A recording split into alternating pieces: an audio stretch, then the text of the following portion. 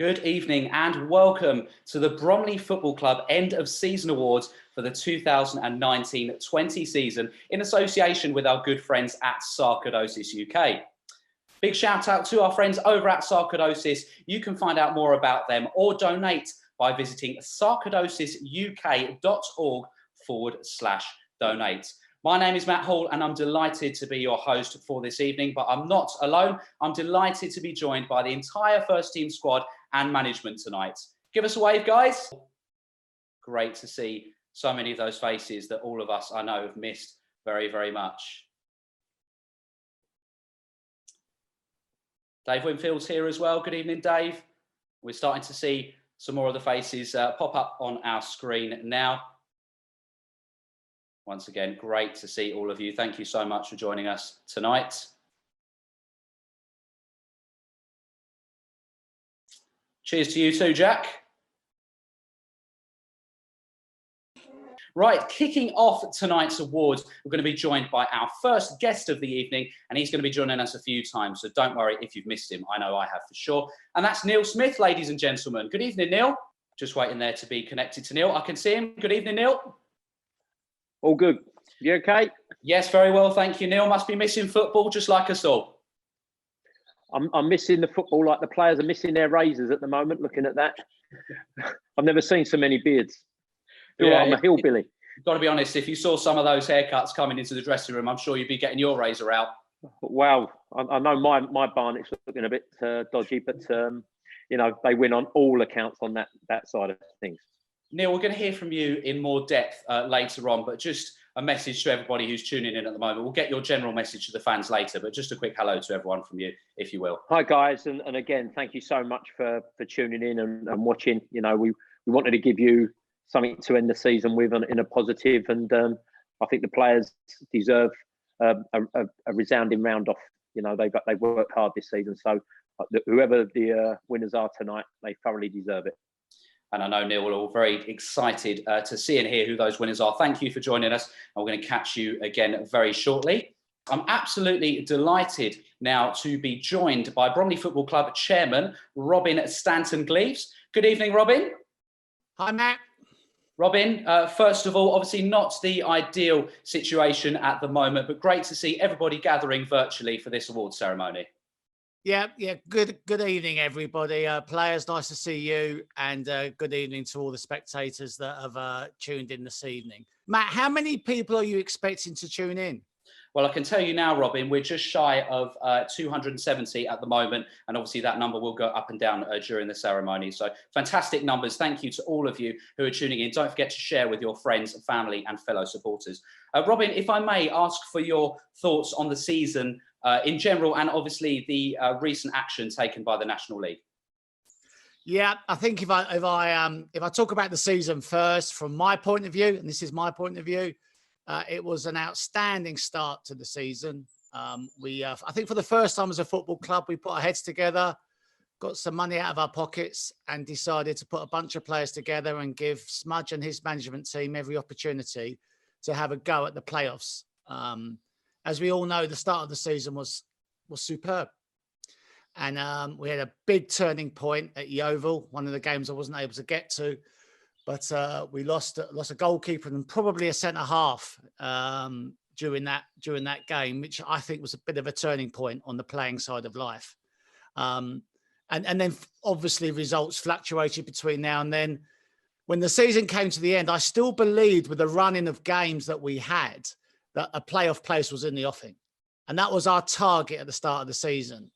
And to not slightly try and get to that and obviously hit the hurdle we have is a little bit of a disappointment from the objective set. But the players, the way they went about it at the start of the season and in the tough periods, and the way Smudge composed himself and his team and got us to the places we did, I was very proud of what they achieved on the pitch. And equally, I was proud of how the management team off the pitch, you know, from the daytime staff, full-time, to the match day staff, to everybody around it, that I felt took the club to the next level. And that was probably epitomised by one of our journeys to one of the games. And maybe I'll talk about that at the end. as for the National League, we're all missing football. I think it goes without saying. I've not been involved with the club as long as many of you, both, within the club and supporters of the club. And I know many of you have supported the club for many, many, many years. I'm probably still a newbie, but as new as I am, I'm as touched as anybody. And I'm remarkably proud to sort of hold the position I have in the club. I miss the game, and I miss Bromley Football Club. And I'm sure each and every one of you. And if I was able to see you and I asked you to put your hands up if you're missing it, then I'm sure everyone's doing that. And it's a shame. You have to balance it. We are on an episode in life that is unprecedented. And as much as we miss the game, there are far more important matters that have to be dealt with. With regard to the National League, it's a tough job. It's a tough job leading a league, and it's a tough job making the right decision. I'm sitting, I think, sitting second or third, I might have a different outlook as to how the season might finish. If we were in that playoff position, I probably still will have a different outlook. So I guess, if I can draw on a little bit of fortune, we sit in a position where we're safe. However the National League decide to finish football matters, it isn't going to affect Bromley Football Club. And they've got a tough decision. I think it's going to be very difficult for them to come to a decision that suits everybody. But I hope Barrow get rewarded with their promotion. I think they deserve to go up. My common sense says that the Football League are one team light through Bury disappearing. And perhaps Barrow, therefore, ought to take that position. And maybe the two winners from the North and South, I think they perhaps, however they view the season to finish, I think perhaps those two teams should be promoted. And next year we play with an extra side. And in my world, the winners of the leagues have been rewarded. Nobody's been demoted. Playoff people, yeah, they've lost out, but there's far more important things in the life at the moment than perhaps a playoff game of football. So that's how I view it at the moment, Matt. Robin, it's obviously a very strange time in life in general at the moment. How have you and the board of directors led the club through it to this point? And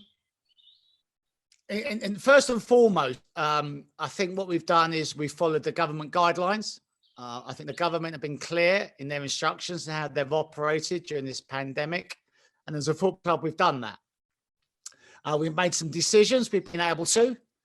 And we made those decisions, I think, because of some of our financial prowess, perhaps that started 2 years ago.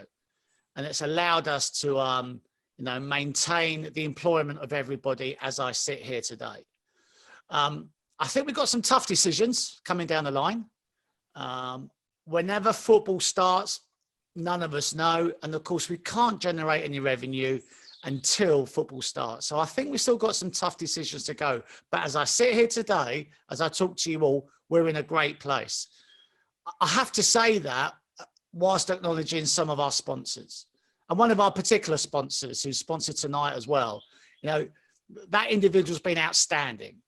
And he's been outstanding in the way he supported the club and shown his commitment through his money in helping us through this time, as have other sponsors. And I have to say to each and every one of them, if they're here tonight listening, thank you.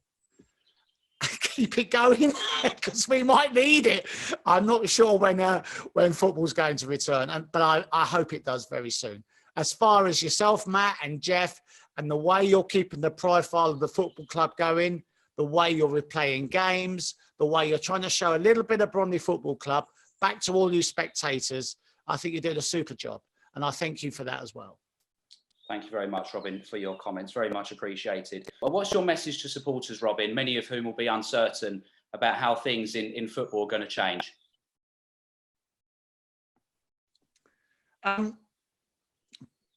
I guess the message to all of them is, whatever happens with football, whatever decision's made, I promise you this, Bromley Football Club will be there at the end of it. And Bromley Football Club will be there when we're allowed to kick our first ball, when the referee's allowed to blow the whistle, we will be there.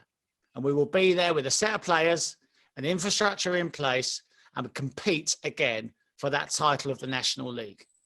I haven't changed my mindset that I wish to take Bromley Football Club into League Two. And I'll tell you now, when we get to League Two, I wish to take them to League One. And I think that's probably, I'm more sure of that than any other time, than perhaps my highlight of this season. My highlight of the season was the Sunday of our FA Cup game at Bristol Rovers. On that day, as a football club, we played against a League One side, who at that time were sitting, were they 4th, 5th, 6th in the first league, League One, Matt? Where were they? In and around the playoffs. So there we were on Sunday afternoon. On the pitch, we matched them. We had an injury to Luke, but on the pitch, we matched them, and we got away with a draw. We left there with a draw. I just wonder if Luke wasn't injured and Smudge didn't have to change his shape. And of course, Clifton got injured as well. Adrian Clifton got injured. I just wondered what would have happened if we didn't have that bad luck on the pitch. But off the pitch, the supporters, you supporters and spectators, we matched the League One crowd. We held our own at that stadium. So for me, the way we held ourselves in a League One environment tells me that we're even more sure of the journey. And of course, the replay 10 days later, and Matt, what was it, 4,558 supporters on Tuesday evening at Hayes Lane. What a crowd. What an atmosphere. And, what if we had a better linesman? What if we had a good linesman that didn't put that bloody flag up when Cheek was through? Because Cheeky's goal, 1-1 at half time, I just wonder what might have happened second half with that type of crowd at that time and the ground bouncing. And I want a few more nights of that. So to answer your question, Matt, I'm looking forward to the football club being back, football being back, and getting a few more nights like we did against Bristol Rovers.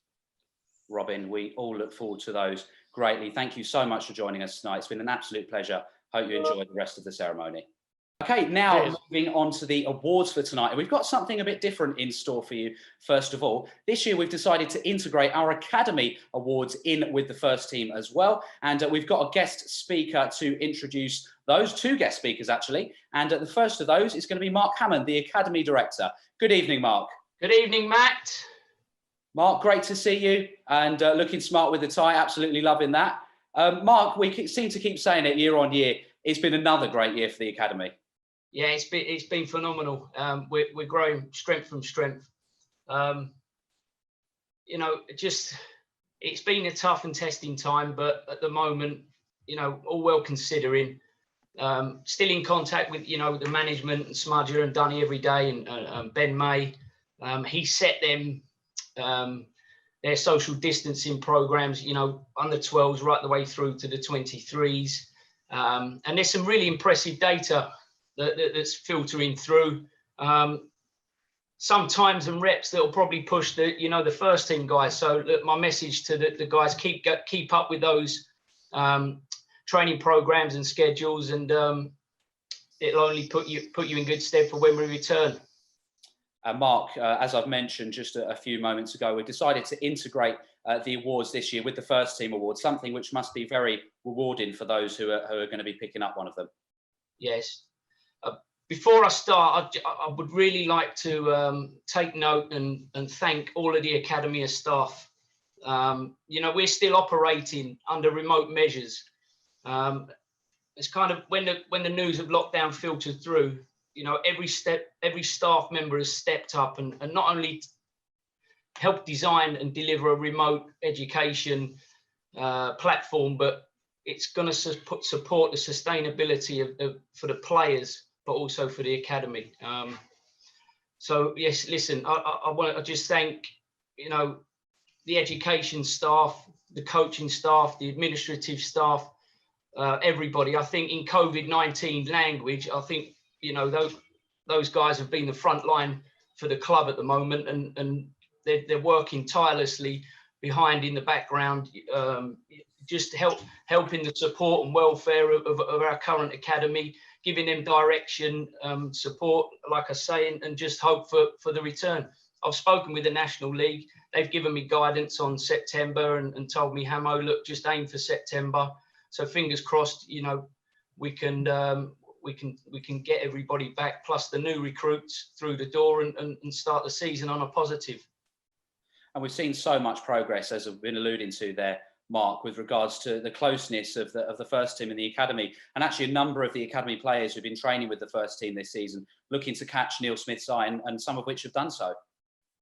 Well, at the start of the season, we conducted an audit, and the National League were looking to launch the Category 4, and we was granted Category 4 status. Within that, we've seen, Jamal, his under-18 squad, that, you know, they were top of the league. Who knows? You know, we could have been returning with silverware in our first season in the National Academies League. Something for the, to think about for the new stand. We might need a trophy cabinet, because right from the under-12s up until the 18s, everybody was either third, second, or first. So it's something to think about. We had Ollie Farmer, who was our debut player of the month for the National League. And in terms of recruitment, we've seen a 40% increase from 2018 to 19 to this season. We had 197 players. We're now at 274 across 3 educational sites, that being Ravensbourne, Coopers, and our new educational partners, London Bromley colleges.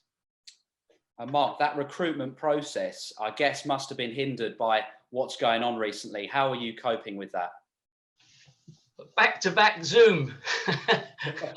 I think, well, we were saying the other day, you're literally talking to a screen for 8 hours, but it's been really insightful to actually get airtime with the parents and players. Like we wouldn't normally see both sets of parents or guardians, but also siblings in the background. There's been some remarkable circumstances, but actually to give the year 11s, a glimmer of hope, and like I say, some direction for their choices. And there's some real excitement about the new venture from September. Well, Mark, it's really, really exciting to hear about all of that, and I know we're looking forward to hearing more from you. You're going to join us again later, but we'll say bye to you for now. And moving on, I'm delighted to be joined by the second guest for the Academy End of Season Awards for the 2019-20 season, and that is the Head of Education at the Academy, Tom Beaumont. Good evening, Tom. Can you hear me? I can, Matt. Evening. Tom, great to hear from you. How are you doing? Working from home? Yeah, not bad, not bad. It's a slightly different office environment to the one that I'm used to at the football club and at the education partners. A 6 and a 4-year-old flying around definitely presents some slightly different challenges to the one that I'm used to. But yeah, all good, to be honest. Thank you. And Tom, obviously, in your role as Head of Education, you played a pivotal role in developing the fantastic links that the Academy now has. One of those, of course, being Bromley College, and the others, Coopers, in Chislehurst. Can you talk us through how that's been this year? It's been a fantastic step forward for us. I think coming to the end of our 4th academic year now with the Academy, we've learned over time that one size, when it comes to education, one size doesn't fit all. And now the fact that we have a range of options, and not just A-levels or B-Techs, but different campuses that will suit different people's needs, it is a real advantage of ours. And it means that we can equip these young people with the best set of grades that they possibly can, and set them up for their future ventures. And word is getting round, isn't it, Tom, about just how fantastic this course is and what it offers these young people. I guess we've seen you undertake the interview process here well before all of the lockdown procedures started. You must have had a lot of interest this year, and it must be difficult to kind of have to filter some of those out. Yeah, I mean, it's really, like all sporting forums, it's a really competitive setup.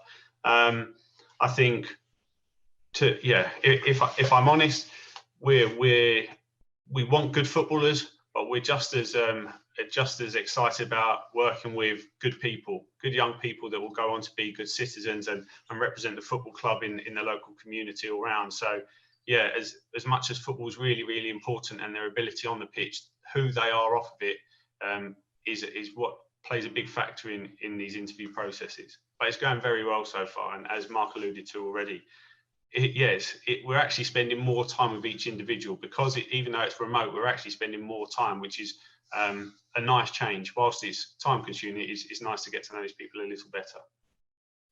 And Tom, speaking of one particular area of the academy, that's the girls' academy. I believe it's the second year now. Just how's that been in its initial period? Yeah, it's probably the area that we have the capacity to grow the most. But it's great to have the young ladies with us. They fit in perfectly within both the classroom and on the pitches. And we've got some very talented young ladies. Unfortunately, at this point, they can't go on to represent our first team like the boys have that dream of doing and playing for Bromley's first team in the professional world. But we have got a couple of young ladies that have been training closely with London City Lionesses and Crystal Palace. And in fact, one of our scholars made her debut for Crystal Palace ladies first team. So yeah, there's some really, really talented young ladies, and we hope that the new group can come through and support that area of the academy and push it even further. And Tom, just before we move on to the awards themselves, just a quick bit about pathways for those who might not know a lot about the Bromley Football Club Academy. It's not just a footballing pathway, is it? It can lead into other roles as well. Yeah, definitely. I think we really coined the phrase. It is difficult to work with young people and convince them that professional football isn't the only career that they can chase. So the phrase that we try to use is this idea of being a professional within football. And everyone that's tuning in now, everyone that you see on screen is working for a football club and is a professional within the football industry. And I think that is the exciting thing for these young people is there are so many different job roles, and you can have a job and a career within football in so many different areas. And I think that's what we try to kind of get across to them constantly is, have you thought about all of these different areas that are covered across and to be able to work closely within professional sport? Well, Tom, great to hear from you on that. We're going to come back to you very shortly for the actual awards themselves. But before that, let's take a brief look at some of the fantastic work that has gone on inside the academy last season.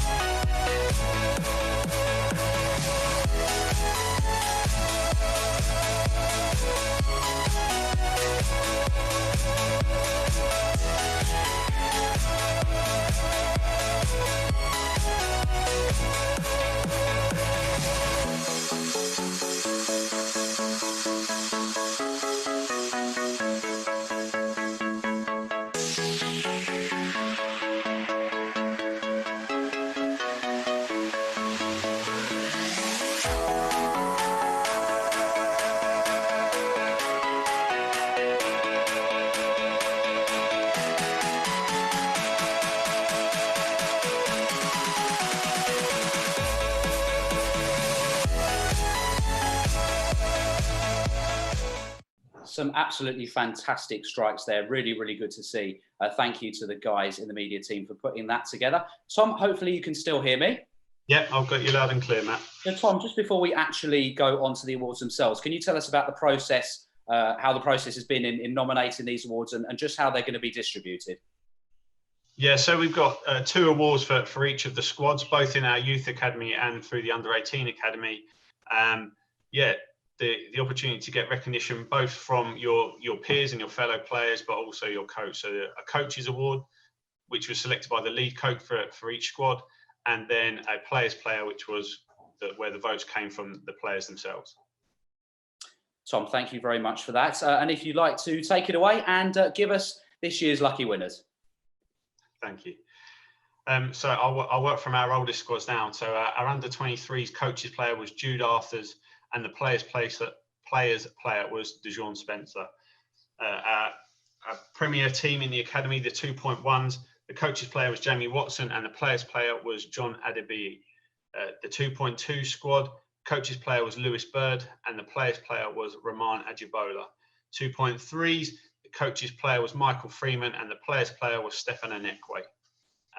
Moving into our 30s and our under 17s, the 1.1 coaches player was Ramon Lewis, and the players player was Liam Vincent. 1.2 coaches player was Alex Papanikolaou, and players player was Joe Wilkinson. The 1.3 coaches player was Rabbi Mundeli, and the players player was Danny Gibson. With the 1.4's coaches player Billy Hurley Spicer, and the players player Reese Westron. I'll keep going.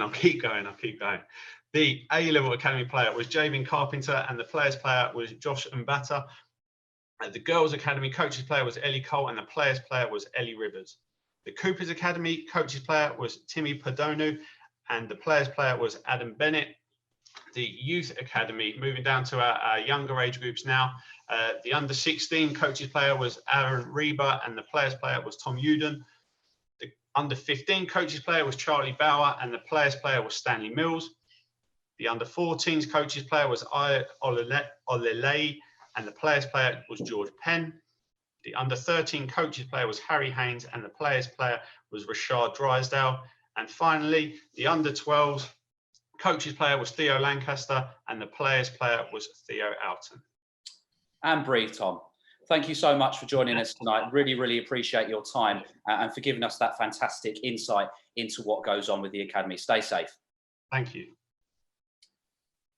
Okay, we're now going to move on to the first team awards, and we're going to kick things off with the appearance landmarks. Now, the first of those awards goes to somebody who's knocked up 100 appearances throughout last season, and that man is Adam Mekki. Congratulations, Adam. Good evening.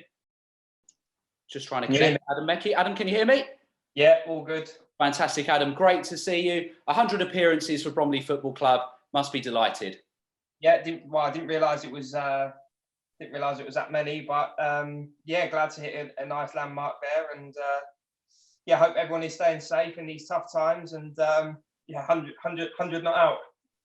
And Adam, there must have been plenty of great memories during that period, but if you could pick one as your top moment in a Bromley shirt, what would it be? I think obviously it's been a tough season this season for me personally.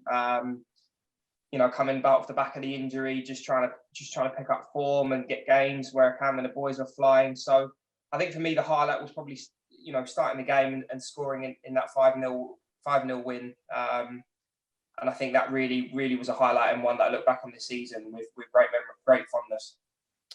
And Adam, obviously you did have an injury during that period with us, quite a nasty one as well, but your attitude to your recovery was admirable. And now you're back to full fitness. You must be really enjoying it again.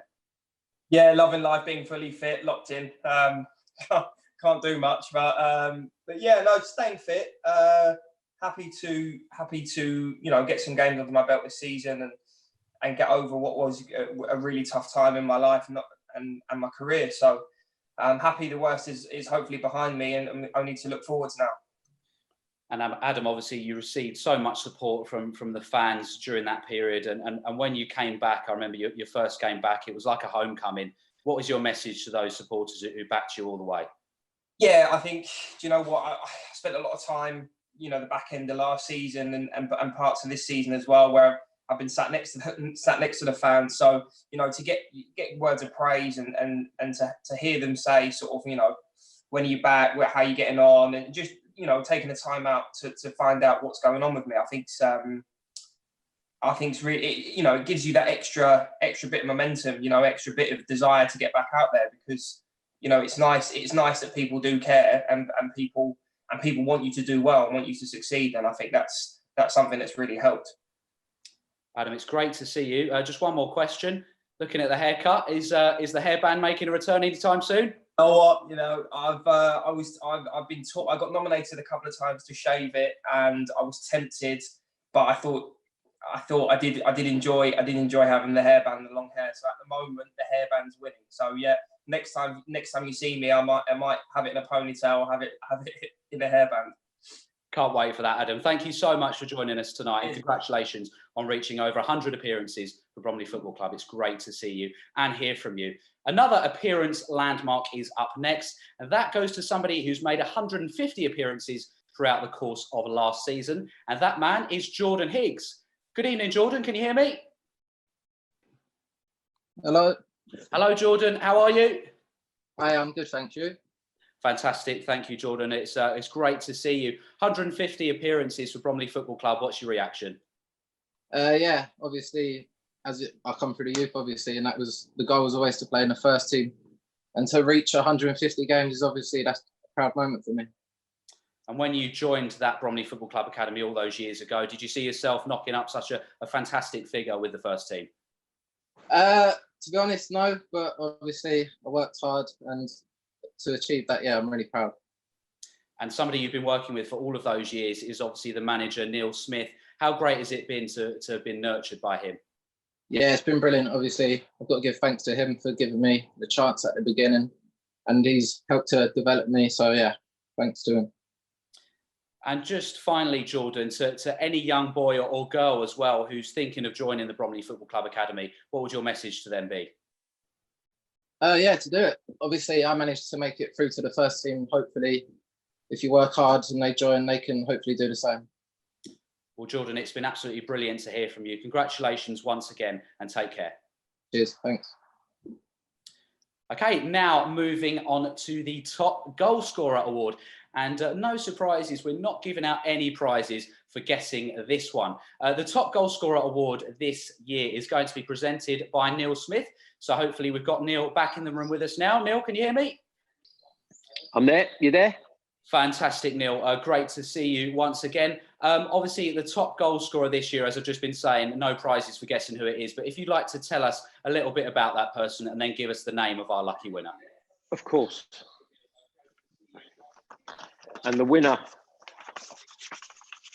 is, we signed him early in the season. I say in the season, in the summer. And when we signed him, it put a marker down for this club, as we could attract these type of players. And for us to achieve to get someone like this winner in was a massive achievement. And the help I got from Robin, especially, and the directors to bring in this player, I think he was well worth to sign him. And so I gladly announced the top goal scorer for this season was Michael Cheek.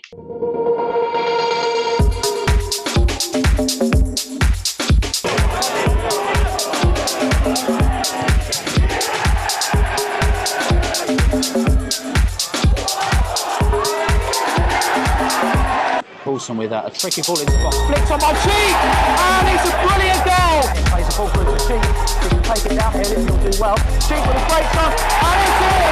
Cheek with a chance now here, Cheek takes it. Goal! Michael Cheek! Oh, what a strike!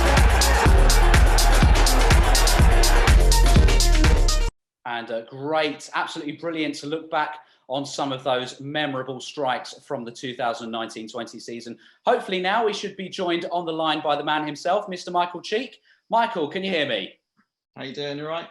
Very well, thank you, Michael. Great to see you. 15 goals in a season, let's face it, that wasn't completely finished. You must be delighted with that return. Yeah, delighted. Obviously got cut short, but hopefully get back to it next season and add some more. And Michael, out of those 15 goals, could you pick us your personal favourite? It'd have to be the Notts County one, to be fair. Just because it's outside the area, to be honest. I was going to say, Michael, is that the only one that was from outside the box? I think it was, wasn't it? Yeah. We saw it on that clip there, an absolutely fantastic strike. A bit of a lifestyle change for you, Cheeky, during the season. Back in January, I believe it was, you welcomed a newborn into the world. How's it been? Yeah, very different. Obviously spending a lot of time with him now, so it's good. But since we had him, I haven't scored, so I don't know if it's a burden or not. I'm not sure. And how are you keeping in general? How are you keeping yourself occupied at the moment? Yeah, I mean, he's taking up most of my time. Obviously, feeding him and keeping with him and doing some housework mainly. To be honest, that's about it. Well, Michael, congratulations on the top scorer award for this year. Can't wait to see you banging some more in next season. Thank you for joining us. Cheers, Matt. Okay, and the next award we're going to be going on to is the Players Player of the Season award. And delighted to be joined, hopefully on the line now, by Alan Dunn to present that one. Good evening, Alan. Can you hear me? Evening, Matt. Hello, Alan. I can see you. How are you doing, first and foremost? Yeah, I'm okay. Yeah, bit frustrating, but I'm well. I was going to say, Alan, as somebody who's a seasoned professional and a coach as well now, must be really, really frustrating and unusual for you to be experiencing the lack of football now. It is. It's a frustrating time. I think we're all sort of missing people and missing the training ground and the players and the staff and the banter that goes on down in the work ethic there. I think we're all missing that at the moment. Frustrating time. But understandably, we are where we are.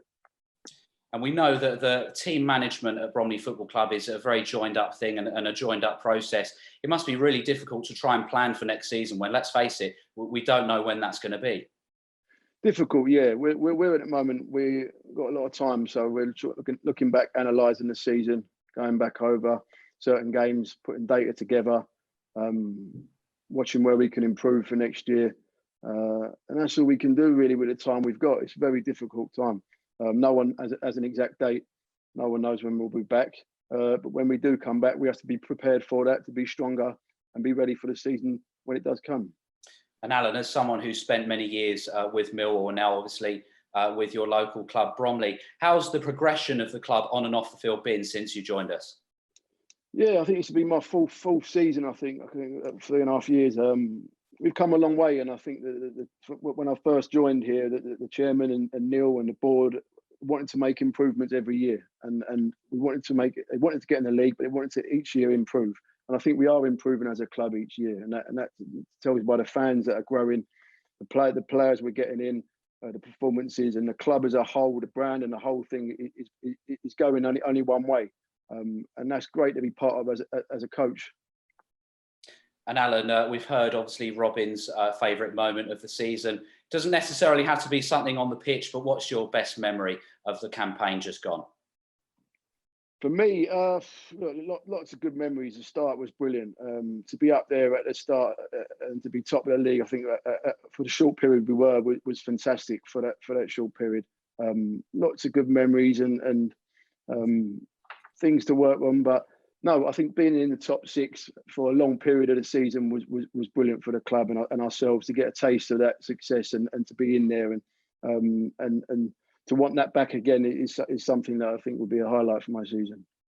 And Alan, as mentioned, you're going to be giving us the Players Player of the Season. If you'd like to say a little bit about that player and then give us the name of our winner. I am, yes. Players Player of the Season this year. I think we'll all agree, player that's been consistent throughout the season, the games he's played. Has played in various positions for us this year. Whether it's been better filling at right back, filling at left back, on the right wing, left wing as a 10, has been the most assists in the league, scored some goals. I think his application to training this year in the gym, analysis of his own performance this year, he deserves all the credit and deserves his success this season. So the winner of the season's player is Luke Coulson. Video. We have a video. Yeah.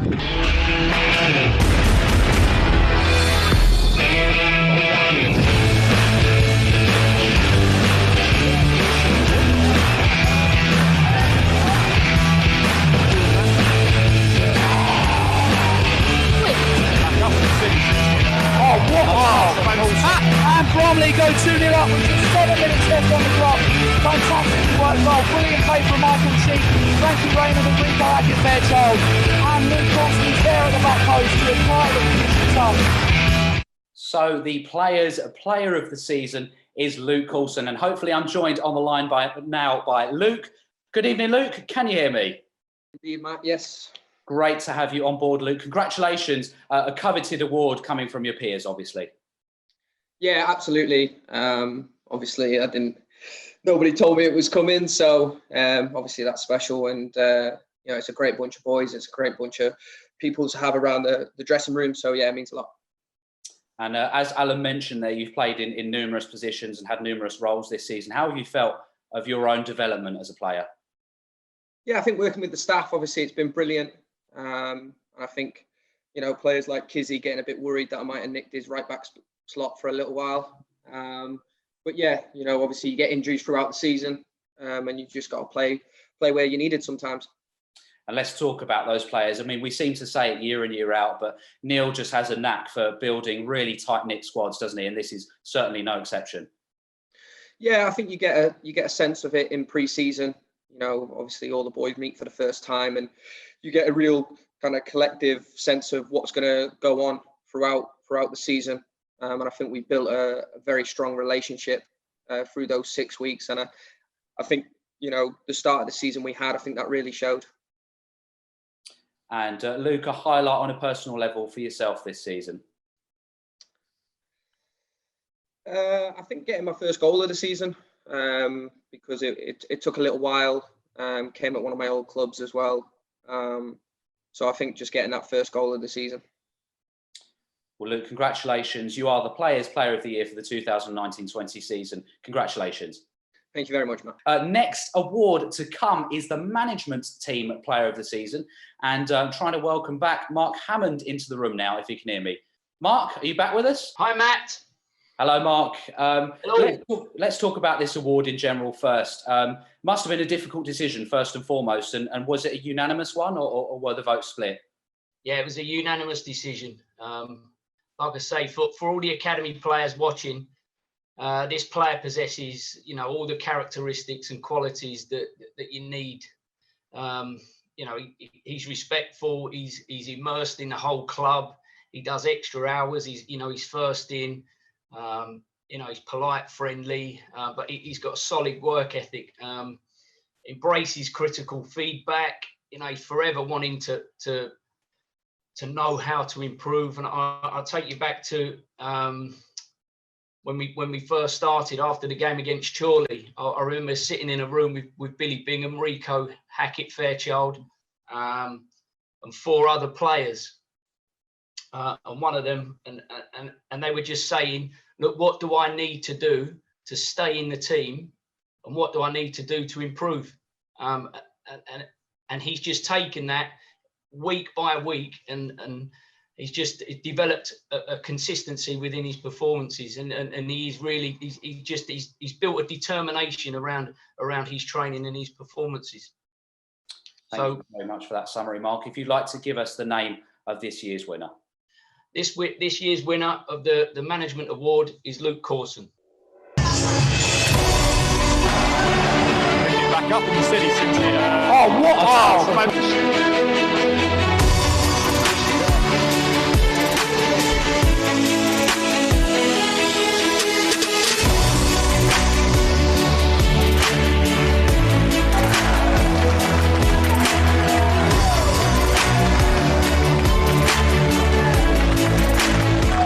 Congratulations again goes to Luke. Hopefully we've got Luke on the line with us now. Hello, Coulson, my old friend.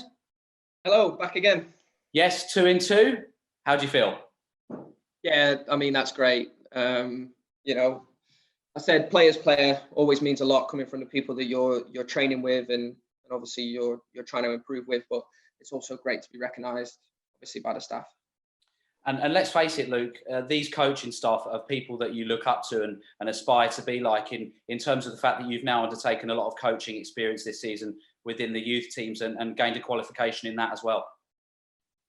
Oh, I didn't realise I looked up to them. Thanks for that. No, they're great. Yeah, no, they're great. But I think a lot goes down to the fact that, like I said before, we've got such a great squad that everybody helps, on a training field to game day. So, the club as a whole is just brilliant to be at. And just touching on that coaching once again, obviously, once the playing career is over, is coaching the vision? I hope so. I hope to stay in football. I know there's a lot of the boys that are probably laughing right now, and I bet they can't wait to hear some tactics and information from me next year. But that's a pathway that I want to go in, and hopefully at Bromley, they can help me as much as possible. Luke, congratulations on your second award out of 2, and speak to you again soon. Take care.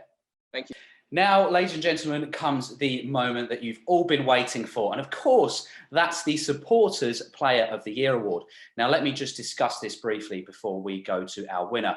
Obviously, most of you will be used to popping down on a match day towards the end of the season, popping into the club shop and seeing a certain club legend in Mr. Jim Brown, signing your little voting slip with your number and putting it in the box. And Jim, trust me, would keep it a sworn secret. None of us knew until the actual award itself was announced. Now, I'm sure I can speak on behalf of everybody there, as well as we're missing our football and our fellow supporters, staff, players, coaches alike.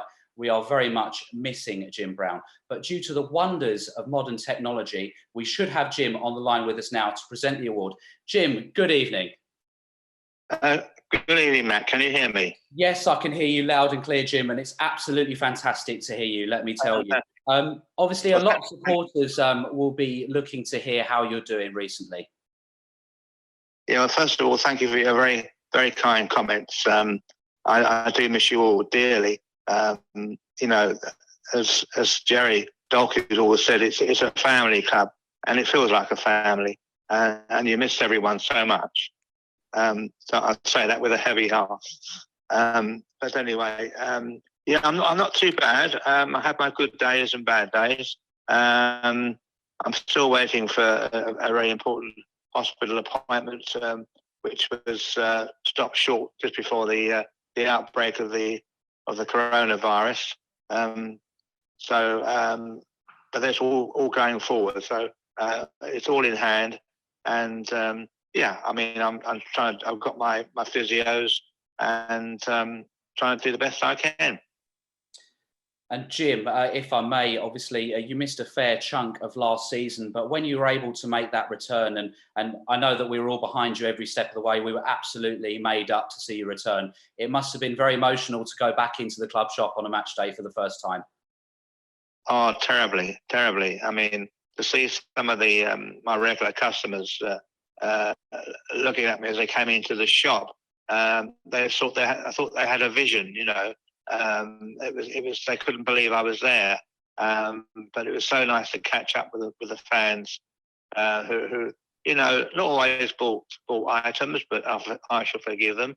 But you know, just chatting like friends and getting up to date with all the latest news, and they used to come in for a lovely chat, which I really enjoyed.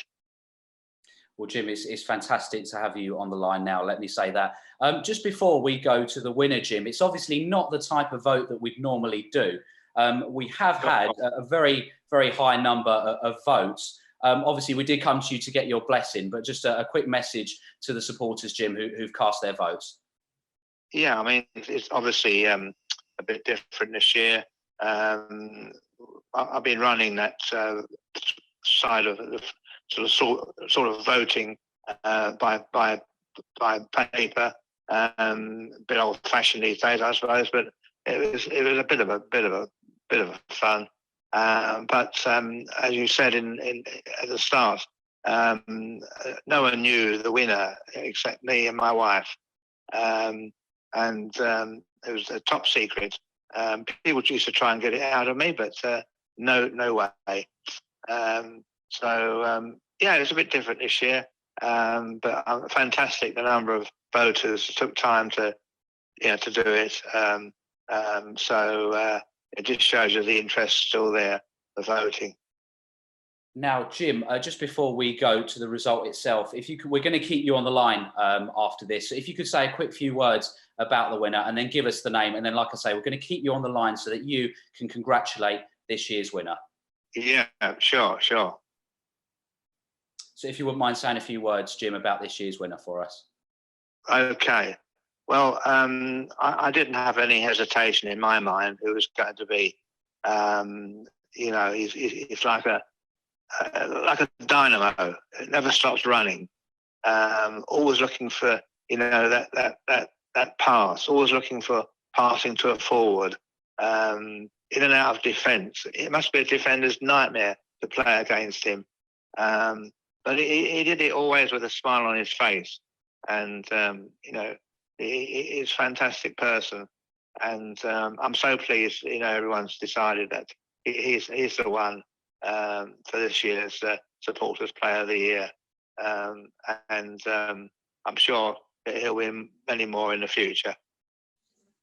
And Jim, if you wouldn't mind to do the big reveal now and give us the name of the Supporters Player of the Season for 2019-20. Yeah, I'm sure he's still there. He's collecting all his votes, and it has to be well done to Luke Coulson.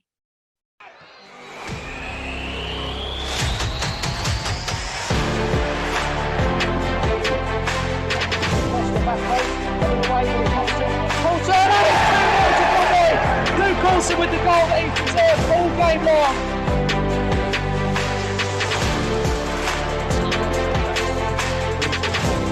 Kicks the goal.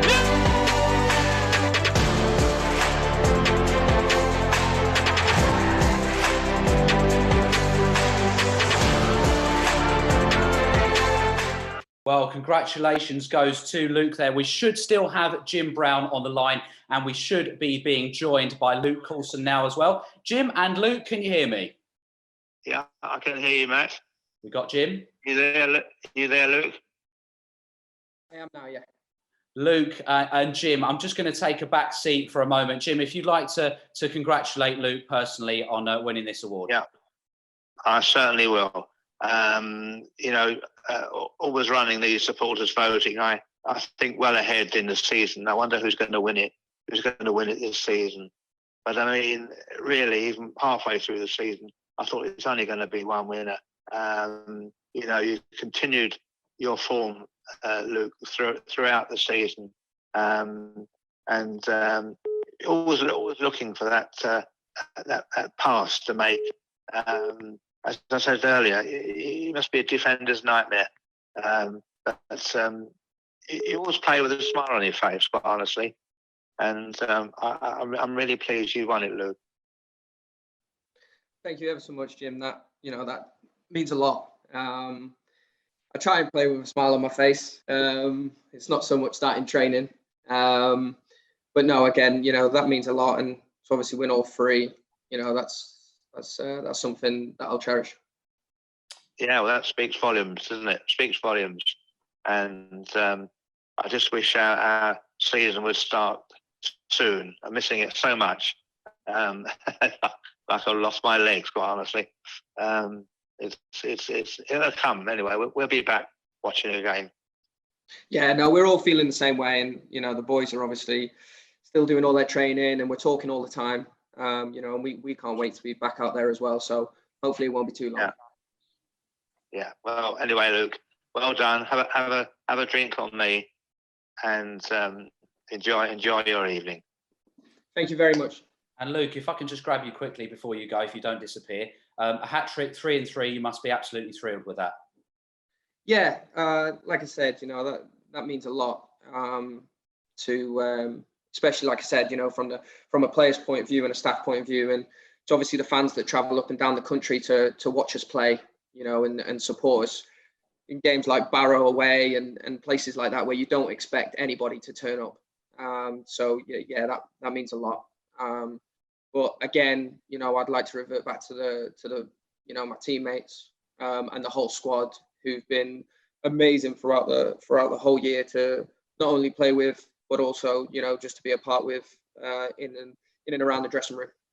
And we've spoken, Luke, about how tight-knit the dressing room is, but this is a real tight-knit club in general, isn't it? I mean, I'm just looking at the screen now and seeing all the comments coming through congratulating you.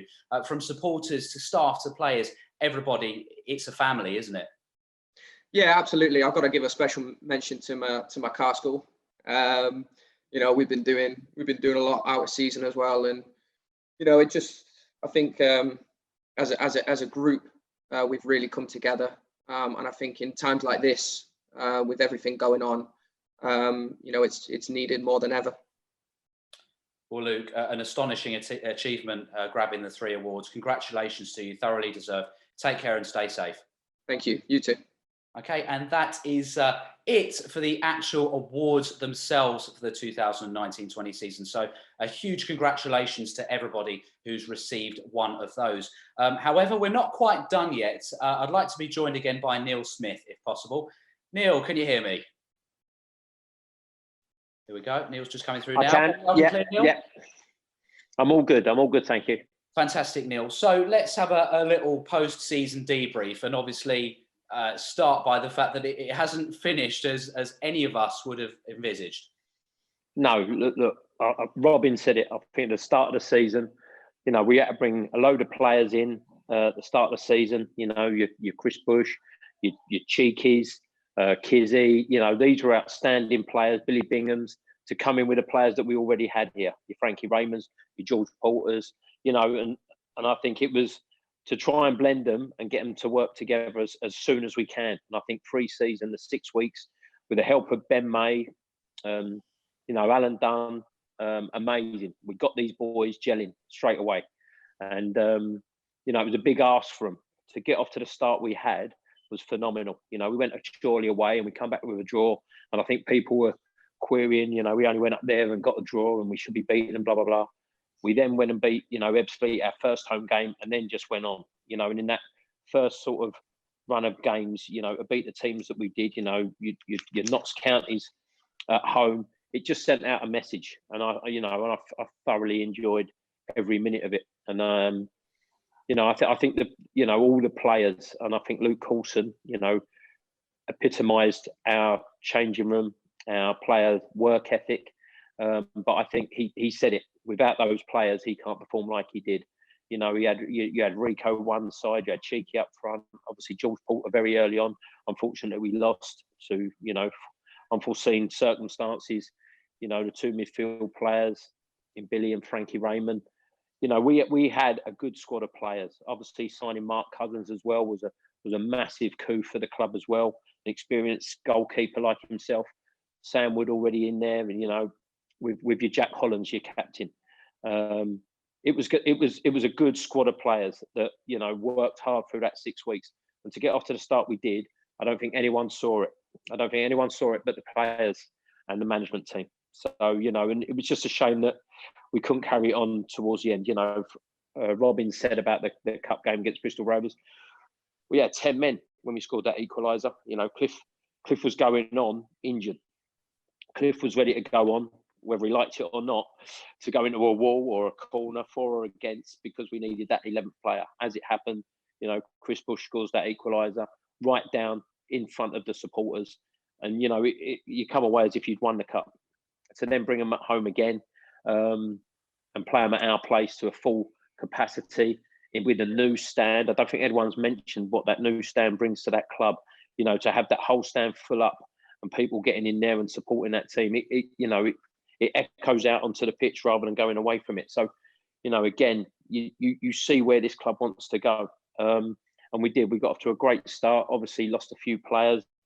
Robin has said, against the Yeovil game, you lose Cousins, you probably lost Mark Anthony on that same day. And they're big losses, considering the team had done well. But even then, we still had some great results, Barnet away, and stuff like that. And Halifax at home always comes to mind. Notts County at home comes to mind. These are big teams, and we did well against them. And we had the Alfie Doughties who were playing well at the time. We then lose him. He's now playing in the Championship for Charlton on a regular basis. We bring Romani in. No one really knows him. He's playing for Swindon, top of the League One. And these are big misses towards, in that season. You beat Chesterfield away from home and you lose Chris Bush on a Thursday afternoon for no other reason than the ref's assessor, the fifth referee, decides that he should have been sent off. And, we've had a lot of things happen during that season where you've lost a lot of players, but the players never gave up, and they gave everything this season. And I think, I agree with Robin. I really thought after the Harrogate game, when we got the draw on telly, we're going in the right direction with respect to every player's fit now. There's competition with the games that were coming up at home. Your next game was Chorley at home. We can really put a push in. So for it to finish how it did, there's a disappointment.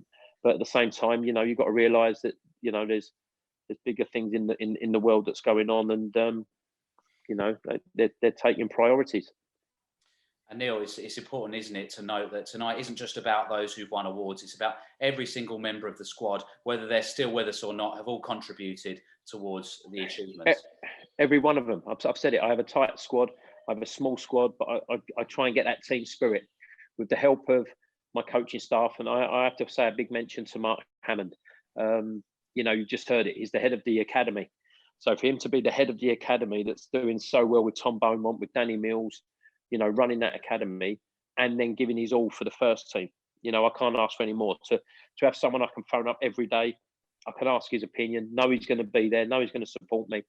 And there have been tough times, especially in the last few weeks of that season, where I've needed that somebody to speak to. I have to say a special thank you to him, and I think the club should. And I think Alan Dunn has been amazing this season. Ben May, we've all grown as a management, and I've needed every one of them to call upon through the difficult times. The supporters have been amazing. They are always amazing. I've said it since the first day I walked through the door. You know, Luke Coulson has said it, you know, arriving at Barrow, and there's 60, 70 people there that have made that time and effort, spent their money to go and support us. And all I've ever asked is that the players make them proud. Make them proud to be Bromley supporters. Make them proud to say, yeah, I support Bromley. And I think to a man, every one of the players this season has done that. You know, of course, we'd love to have been top of the league, you know, to taste that feeling of being top of the league. You know, it's amazing. It's an amazing achievement for the club in the time I've been there. You know, the academy, you know, the amount of players we've got coming through, the junior section, the JPL teams and the girls team, the women's team. You know, this club is just growing and growing year on year. And I'm proud to be the manager of it. Difficult times, we will get through it. And I believe we will get through it. And when you hear Robin say what he does, it gives you belief and it gives you passion that when we are back, we're going to need everybody, that's supporters, players, coaching staff, players and management, and to all draw on each other. And the sponsors, you know, the sponsors don't realise how important they are. And you go up to the exec lounge before the game and you see the tables full up with people. You know, it's amazing. There is that support for the club, and we've got to make sure, and for Robin to say what it is, that when we come out of this, there is a club that is pulling together, that wants to achieve the things that we want to achieve, and that is league football. I believe we are. I believe we are as good as any League Two club, League One club that's out there now. The way the clubs run, the way the players train, the way the coaches coach, I can't ask for any more. I look at the backroom staff. I look at the people in the office. Everybody wants to do the same. Jeff, yourself, James, Cookie, Chloe, you know, they're all part of the family. The girls and the boys that work in the bar, you know, on match days, the security staff, everybody wants Bromley to succeed. And I think as long as we keep that togetherness through these difficult times, we are only going to come out of this stronger. And Neil, as somebody who's been involved with the club for a number of years now, we talk about that progression, and it's very clear to see in things like the new stand, but the quality of the players that you're now able to bring in, that you have brought in this season, and the constant phone calls you're now getting from players that want to come to Bromley Football Club, it's incredible, isn't it? Yeah, and I can only do that with the backing of Robin, John Plastard, Jerry Dolkey, Dave Waller. You know, they give me that backing that we can go and speak to these players. We were never able to beforehand. Like I said, to bring in the likes of Chris Bush, to bring in the cheekies of the world, you know, we weren't allowed to do that.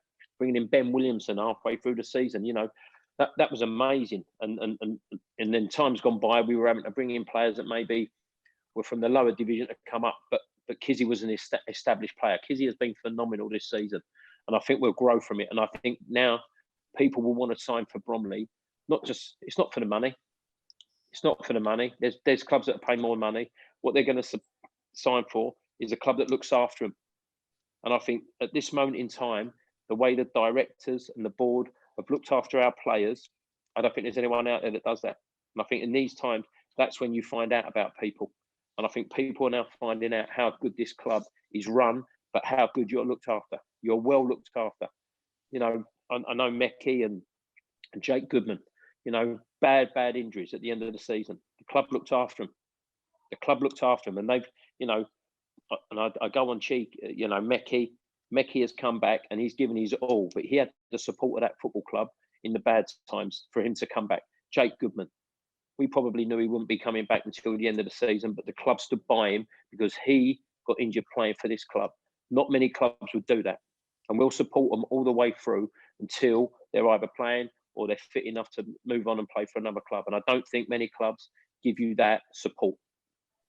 And Neil, not just on the pitch as well, but off it, a real community club. And we really saw the club come together, obviously, prior to the lockdown, and really get involved in helping the local community. Yeah, of course. You know, that's what it's all about. And it's people like Jim Brown that give you that sense of community in the club. You know, he spreads the word. He tells everybody how good it is. But at the end of the day, telling people how good it is isn't as big as the actions. And for the club to do what it did, you know, giving out parcels of the food that they had, you know, to the vulnerable, phoning up, you know, the elder clientele with the supporters and making sure they're okay. I think we've supported everybody, you know. I think we're going to need everybody. Everybody's going to need someone. If we're going to be a family, you go through these tricky times, and as a family, you rely on your brothers and your sisters, your mum, your dad, your uncles, your grandparents, Now we're going to need on that.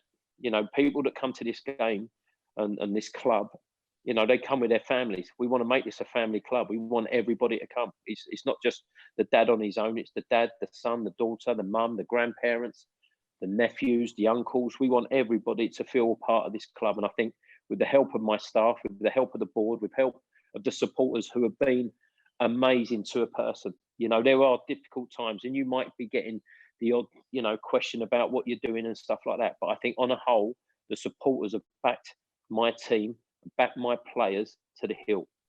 And I think, and that, as I said, my players have then, I think, shown that. We've never once got tonked where I've come off the pitch and I thought, I'm embarrassed.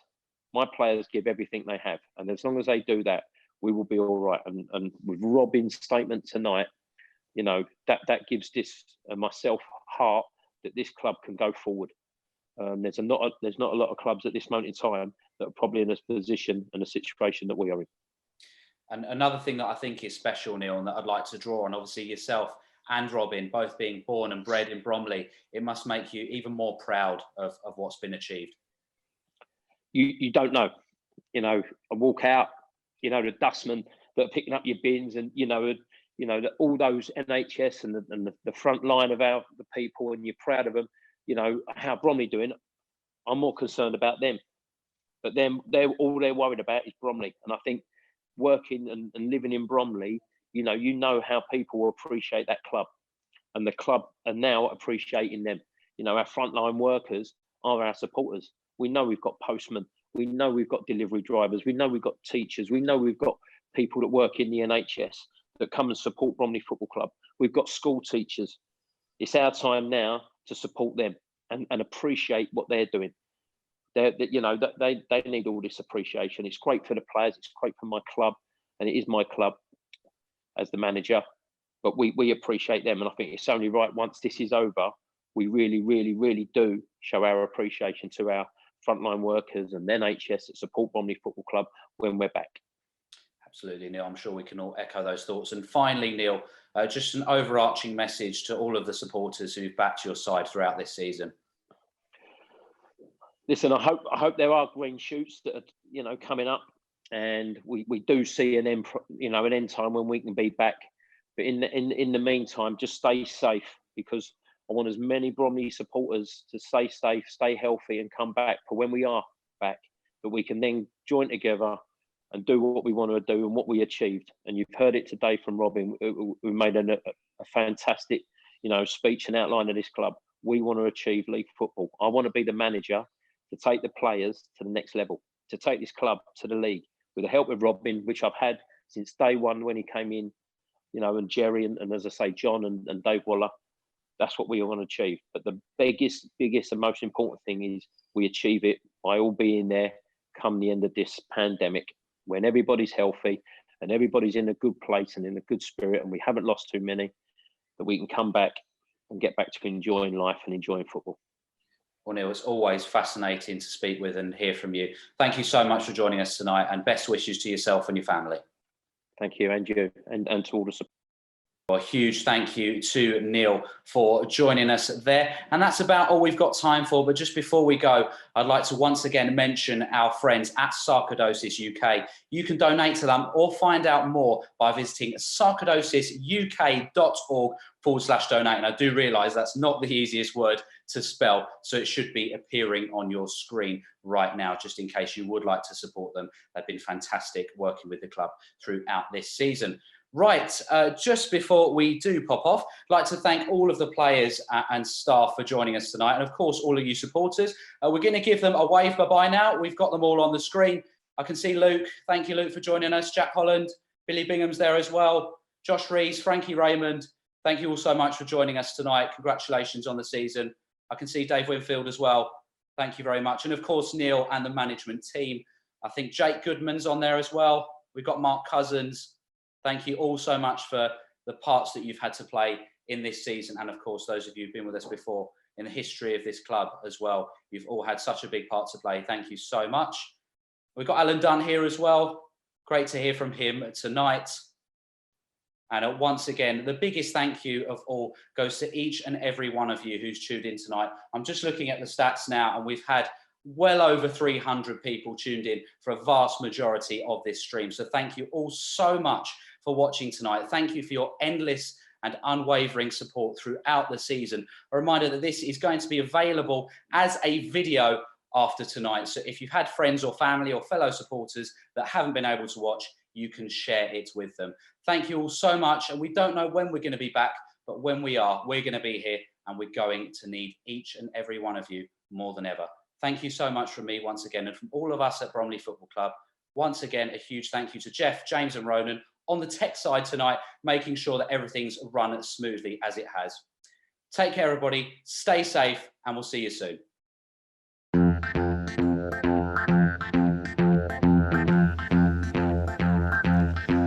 You could have been a supporter of any football team. You could have been, you could have been, you could have been.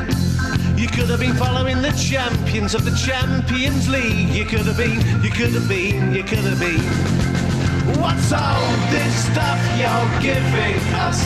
There's just one team for me, and that's the town where I come from. In Bromley, in Bromley, in Bromley, in Bromley, in Bromley, in Bromley, in Bromley. You could have been crammed inside a stage and 50,000 others there. You could have been, you could have been, you could have been. When you become the plaything of a multi-billionaire, you could have been, you could have been, you could have been. Well, there has to be a hitch, 'cause nothing ever comes for free. And you can't put a price on us. So Bromley, we're Bromley, we're Bromley, we're Bromley, we're Bromley.